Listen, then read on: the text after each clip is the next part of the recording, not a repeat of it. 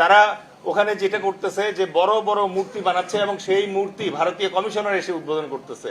এত বড় মূর্তি কলকাতাতেও নাই, কিন্তু বাংলাদেশের গাইবান্ধাতে এই মূর্তি করতেছে তারা, এবং এই মূর্তি করার কোনো পারমিশন অথবা কোনো ধরনের তোয়াক্কা তারা করছে না ওই জায়গায়।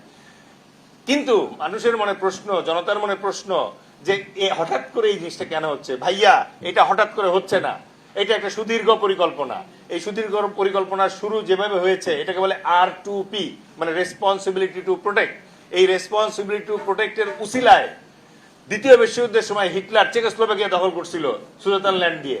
এই R2Pর উসিলায় ক্রিমিয়া দখল করছিল পুতিন। এই R2Pর উসিলায় লিবিয়ার গাদ্দাফিকে হত্যা করছে নেটো বাহিনী। এই R2Pর উসিলায় হায়দ্রাবাদ এবং সিকিম দখল করছে এই ভারত, ইন্ডিয়া।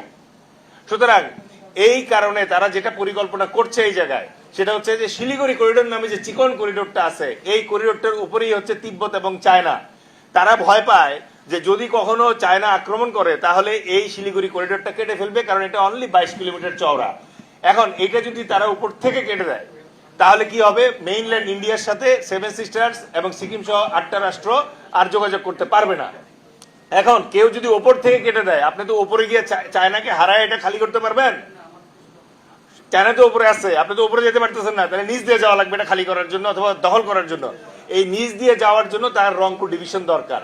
এই রংপুর ডিভিশনটা তার দরকার এই কারণে সে যেটা বলছে, বাংলাদেশকে $10 বিলিয়ন সাধবে, যে $10 বিলিয়ন টাকা দিব, এই টাকা দিলে পরে রংপুর আমাদেরকে বিক্রি করে দিবেন।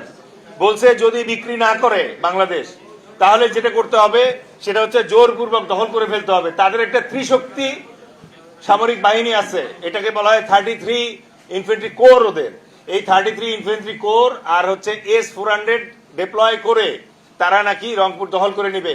আমি বলি নাই, বানায় বলি নাই, শুভেন্দু বলে নাই, বাংলাদেশের গাজাপট্টি বলা সস্তা ইন্ডিয়ান পলিটিশিয়ান বলে নাই, ইন্ডিয়ার 1 নাম্বার যে বুদ্ধিজীবী তার নাম ভারত কর্নার, সে বলছে এই কথা। হয় টাকা দিয়ে বিক্রি করবে রংপুর, আর নাইলে রংপুর আমরা দখল করে নিব।